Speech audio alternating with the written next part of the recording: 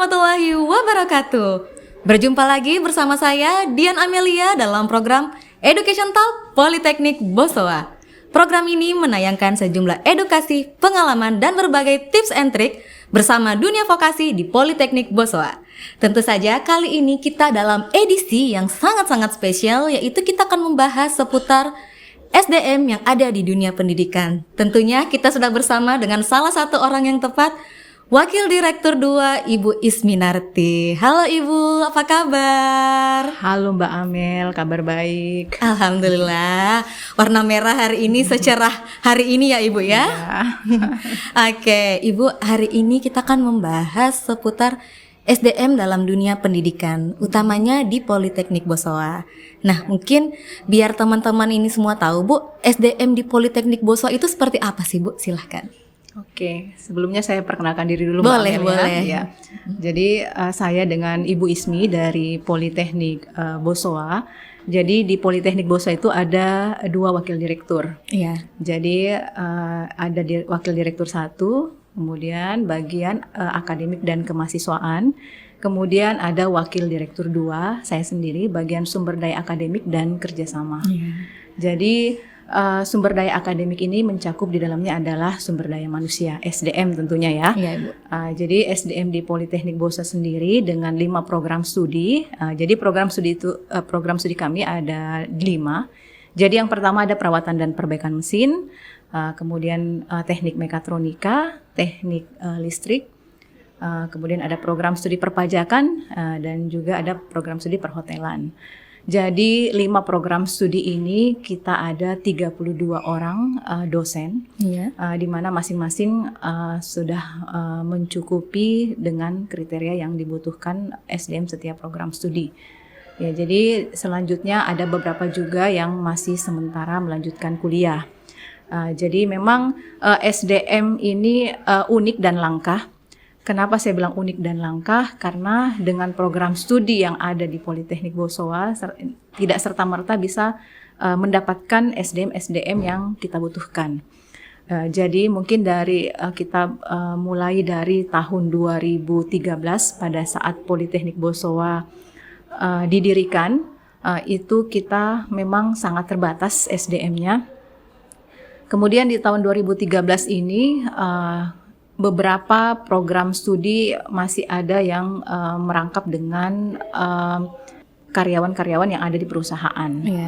Jadi saya pun waktu pertama kali di-hire oleh Politeknik Bosowa, sebenarnya saya kerja di suatu tempat. Jadi 10 tahun saya bekerja di suatu tempat, di salah satu perusahaan yang ada di Indonesia, dan ini berskala internasional. Jadi saya sendiri backgroundnya bukan langsung jadi dosen, Mbak Amel ya. Jadi saya dulu bekerja 10 tahun kemudian merasa bahwa mungkin saya perlu meningkatkan pengetahuan saya, pendidikan saya. Kemudian saya berusaha untuk melanjutkan pendidikan. Kebetulan setelah saya melanjutkan pendidikan, Politeknik Bosowa dibuka dan saya juga sudah selesai waktu itu S2 saya. Jadi saya lanjut kemudian di Politeknik Bosowa menjadi salah satu dosen di teknik mekatronika. Tapi background saya dari teknik elektro. Teknik elektro ya. Jadi program studi teknik mekatronika sendiri memang dari berbagai bidang ilmu. Jadi ada dari program studi teknik mesin, kemudian ada dari elektro. Dan mungkin pada saat itu memang belum kami dapatkan alumni dari teknik mekatronika. Jadi kenapa kita tidak ada background waktu itu teknik mekatronika, karena SDM itu susah. Dan itu teknik mekatronika itu pun baru dibuka baru ada di Makassar, baru ada di Politeknik Bosowa. Mekatronika Ibu ya? Ya, itu satu-satunya yang ada di Indonesia Timur. Kalau di Barat itu sudah banyak, cuma SDM-nya mungkin kebanyakan tidak bergelut di dunia pendidikan. Mereka lebih banyak mungkin bekerja di suatu tempat karena potensi untuk bekerja di program studi ini sangat besar. Jadi itu background dari saya. Kemudian beberapa dosen-dosen juga seperti itu. Jadi termasuk kaprodinya Teknik Mekatronika itu dari Semen, dari PT Semen Bosowa, yang juga sudah mungkin sekitar 8 tahunan kerja di pabrik semen dan kemudian berkiprah di dunia pendidikan. Begitupun dengan beberapa dosen yang lain dari program studi lain, seperti di perawatan dan perbaikan mesin. Waktu itu kami hire beberapa dosen yang memang masih bekerja. Iya. Jadi kami butuhkan waktu 1 bulan untuk mereka resign supaya bisa bergabung dengan kita. Jadi memang background dari pendidikan ataupun background dari pengalaman kerja dari SDM Politeknik Bosowa tidak kita ragukan lagi ya, Mbak Amel, karena memang di samping background pendidikannya adalah sesuai dengan bidang ilmunya, tentunya mereka juga sudah punya pengalaman kerja sebelumnya. Jadi mengenai SDM, karena memang juga kita pertama kali direkrut oleh Bosowa dengan status sebagai karyawan itu melalui beberapa tahap. Jadi beberapa tahap itu tidak seperti pada saat kita mungkin pada saat kita melamar dosen di tempat lain. Di tempat lain itu biasanya tesnya itu cuma micro teaching, itu menandakan bahwa kita siap untuk jadi dosen. Beda halnya dengan di Bosowa. Jadi karena Bosowa ini sifatnya korporasi, pada saat kita direkrut pun agak berbeda. Ada tes TPA-nya, kemudian ada wawancaranya. Wawancaranya itu ada dengan psikolog dan ada juga dengan usernya sendiri. Jadi di samping itu ada kemudian wawancara seperti micro teaching juga. Jadi banyak tahapannya Mbak Amel ya. Jadi tahapan ini yang mungkin akhirnya saya anggap bahwa potensi SDM kita betul-betul unggul. Seperti itu Mbak Amel. Jadi di samping background pendidikannya yang sesuai, kemudian latar belakang pekerjaan yang memang sudah mumpuni di awal, kemudian kalau sekarang kan kita selalu menyatakan bahwa kampus itu bagus jika ada praktisi di dalamnya. Sedangkan kami ini semuanya sebenarnya backgroundnya adalah praktisi yang kemudian berubah menjadi dosen seperti itu. Jadi itu mungkin seperti itu gambarannya tentang SDM yang ada di Politeknik Bosowa. Jadi itu pun pada saat kami juga merekrut beberapa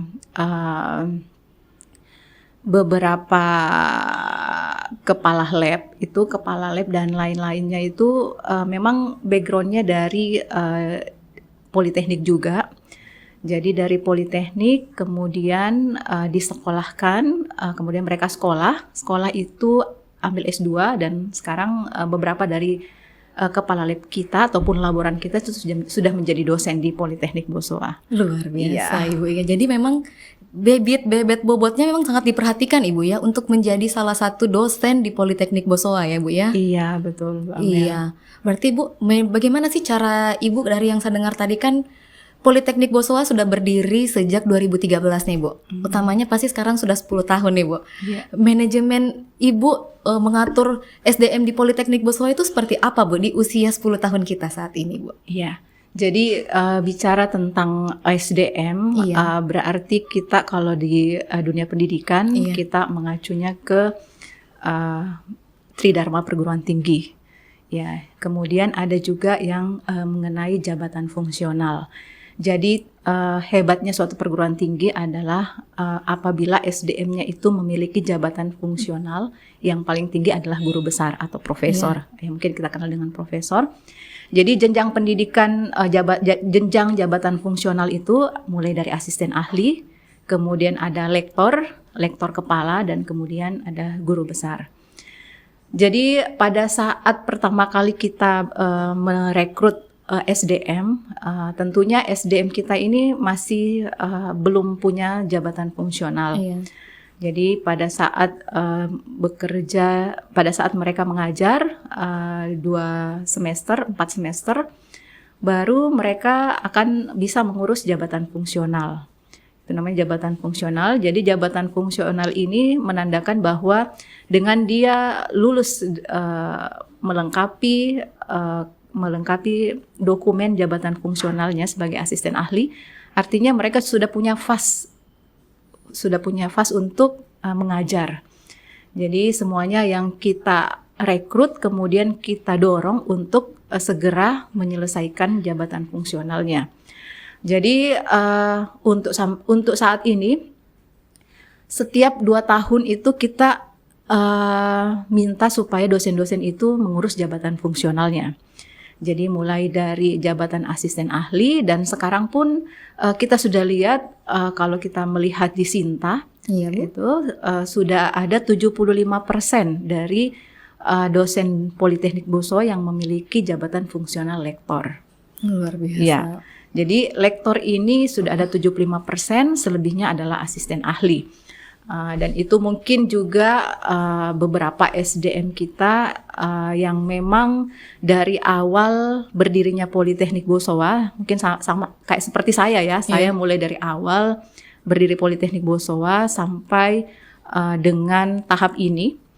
Tahap ini saya juga melaksanakan pendidikan S3 di suatu tempat, artinya ada beberapa tahun yang kemudian kita bisa compare waktunya, bahwa pada saat kita mengurus jabatan fungsional dengan 10 tahun satu dekade ini, bahwa minimal akan ada 1 lektor kepala yang ada di Politeknik Bosowa, 1 atau lebih yang ada yang memiliki jabatan fungsional lektor kepala.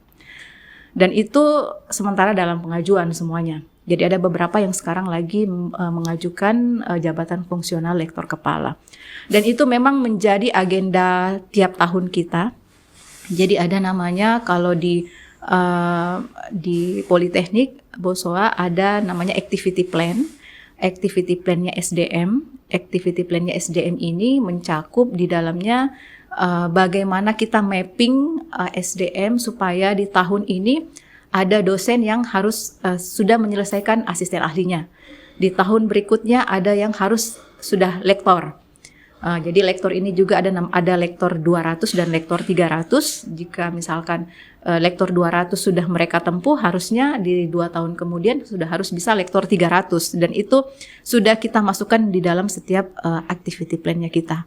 Jadi tidak akan ada dosen yang terlewatkan untuk pengurusan jabatan fungsional.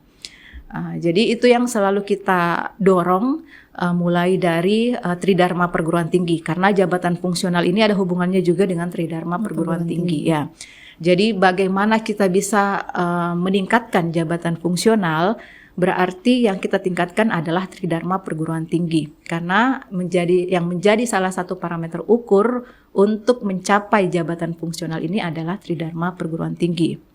Jadi kalau Tridharma Perguruan Tinggi, Mbak Amelia, ada pendidikan dan pengajaran, kemudian ada penelitian, pengabdian kepada masyarakat, dan ada penunjang yang lainnya. Jadi untuk pendidikan dan pengajaran ini termasuk di dalamnya adalah mengajar, kemudian beraktivitas membimbing mahasiswa, kemudian menguji mahasiswa. Jadi ini banyak hal yang akan kita berikan tanggung jawab kepada SDM, bahwa dosen itu tidak hanya sekedar mengajar saja. Jadi ada Tridharma Perguruan Tinggi yang harus kita lakukan. Jadi di samping pengajaran, pendidikan dan pengajaran, jadi kalau pendidikan yang kita anggap waktunya SDM ini harus lanjut, itu kita berikan kebebasan sebebas-bebasnya. Mulai dari mereka mengurus beasiswa, kemudian waktu mereka pada saat pendidikan itu diberikan kesempatan tetap menerima salary walaupun mereka lagi sementara pendidikan. Jadi itu mungkin yang menurut kami dengan aturan yang ada di Bosowa Education akan sangat memudahkan kita sebagai pengajar untuk bisa melanjutkan pendidikan. Jadi walaupun kita pendidikan di luar, tidak mengajar dan lain-lain, hanya melaksanakan saja kebutuhan kita dalam pendidikan, termasuk di dalamnya mungkin salah satunya adalah penelitian, tetapi kita masih diberikan salary untuk bisa melanjutkan hidup gitu Mbak Amir ya. Itu salah satu jadi benefit dari Bosowa ya. Jadi itu benefit dari SDM kita yang sementara melanjutkan pendidikan. Apalagi yang Iya. apalagi yang itu untuk yang izin belajar Mbak Amelia. Izin Jadi kalau belajar. izin belajar itu kita berarti berada di tempat yang bukan di Makassar. Oke, berarti Ya. ini bisa di luar negeri. Ya, bisa di luar Ataupun dalam negeri, negeri, Bu, ya? ataupun di luar Sulawesi. Sementara kalau yang berada di Makassar sendiri, jadi kita berikan juga kebebasan untuk tetap mengajar, Iya. karena biar bagaimanapun pada saat mereka mengajar bebannya tidak terlalu banyak juga yang akan diberikan, dan akan menjadi kesempatan besar buat mereka karena pada saat mereka selesai, mereka bisa langsung mengurus jabatan fungsionalnya, tidak perlu lagi menunggu beberapa tahun Iya. untuk bisa mengurus jabatan fungsionalnya. Jadi itu kelebihan dari kalau kita mengajar dengan kuliah dengan status aktif mengajar, izin belajar, belajar, ya, dengan ya. status izin belajar. Jadi banyak kemudahan yang kita berikan buat SDM supaya mereka betul-betul fokus dengan penyelesaian pendidikannya dan penyelesaian tentunya jabatan fungsionalnya. Kemudian kalau di bagian penelitian, Iya. jadi menyangkut penelitian dan tentunya sama dengan pengabdian kepada masyarakat. Iya. Jadi untuk penelitian kami juga dari Lembaga Penelitian dan Pengabdian Masyarakat, kalau kami namanya LIPK, Lembaga Inovasi dan Pengembangan Komunitas.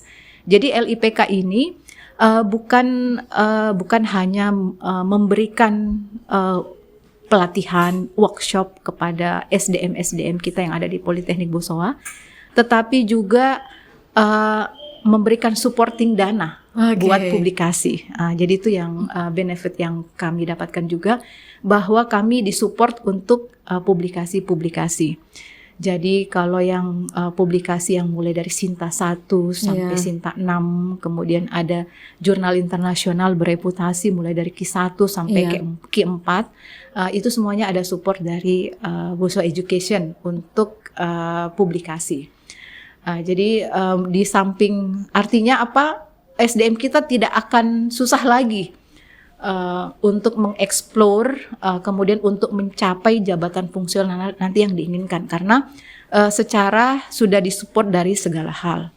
Kemudian untuk penunjang, jadi penunjang ini biasanya kita berkontribusi dengan kegiatan-kegiatan. Iya. Jadi banyak yang kita ikuti workshop dengan kampus-kampus lain atau mungkin dari lembaga yang lain, itu juga menjadi support dari Politeknik Bosowa.